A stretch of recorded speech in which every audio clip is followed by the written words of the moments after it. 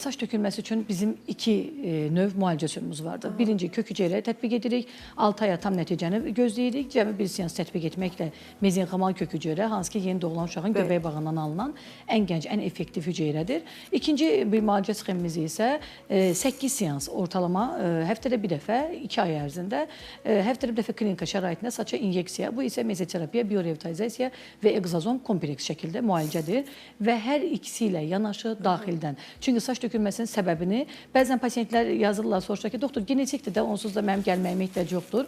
Yəni, genetik bütün xəstəliklər 25% genetik faktor rol oynayır. Amma bu demək deyil ki, genetikdir, biz onun müalicəsini etməyəcəyik və nəticə ala bilməyəcəyik. Digər 75% nüansı aradan qaldırmaq lazımdır. Ən çox bu da dəmir deposunun boşluğu, ferritin dediyimiz analizə əsasən müəyyən olunur. D vitamininin boşluğu, o defisiti olmaması, B1 vitamini, biotin çox önəmlidir.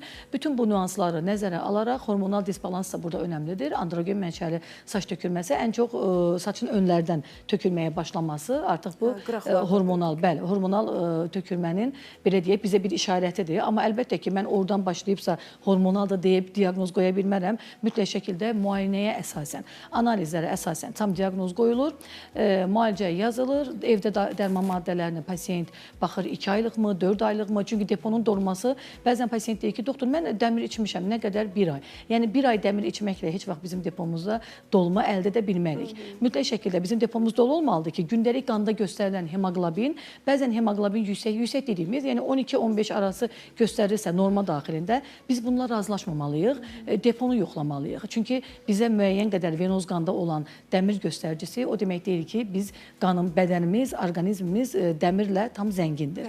Mütləq şəkildə depo yoxlanmalıdır və bəzən soruşurlar, doktor, bu tökülmə hər şey müalicə olundu, hər şey normaldır, yenə ola bilərmi? Məsələn, Allah uzaq eləsin, bir qəza keçirib qan itirmə ola bilər və yaxud bir əməliyyatla nəticələnib və yaxud hər hansı bir virus infeksiyası keçirdiyimiz zaman bizim D vitaminimiz həmən defisitə düşməyə başlayır. Çox önəmli, vacib bir nüansdır D vitamini. İstər immun sistem üçün, istər bu faktorlar üçün, saç tökülməsi üçün. Bəli, bunlar ola bilərmi? Ola bilər. Heç bir insan sığortalamayıb ki, mən 5 aydan, 6 aydan sonra və yaxud bir gündən sonra mən bunları yaşayacağım mı, yaşamayacağım mı? Ona görə də tibdə sığorta, garanti dediyimiz bir anlayış yoxdur. Yəni, bunun səbəbi budur. Bu demək deyil ki, yəni, biz düzgün müalicə etmirik deyə biz garantiya vermirik. Sadəcə, yəni, bəzən pasiyentlər soruşur, bəli, ona görə mən belə komple pasiyentləri cavablamaq istəyirəm ki, yəni, bütün nüanslar nəzərə alınır. Ona görə də vaxt aşırı niyə hər zaman deyirik, 6 aydan bir check-up dediyimiz o komple müayinə, heç olmasa ildə bir dəfə bunlar olmalıdır ki, orqanizmdə baş verən biz xəstəlik başlayırsa belə, biz onu önləmini almalıyıq. Ona görə də və ağırlaşmamağa, artmağa qoymamalıyıq. Ona görə də mütləq şəkildə vaxtı-vaxtında müayinələr olunub və saç tökülməsində çox möhtəşəm nəticələrimiz vardır. Tökülmənin dayanması, hətta yeni tüklərin çıxması. Əldə etdiyimiz ən gözəl nəticələr budur ki, bunlar artıq yeni tüklərin çıxmağa və əksəriyyət cavan yaşda müraciət edən pasiyentlərdir. Burada stresin də rolu böyükdür.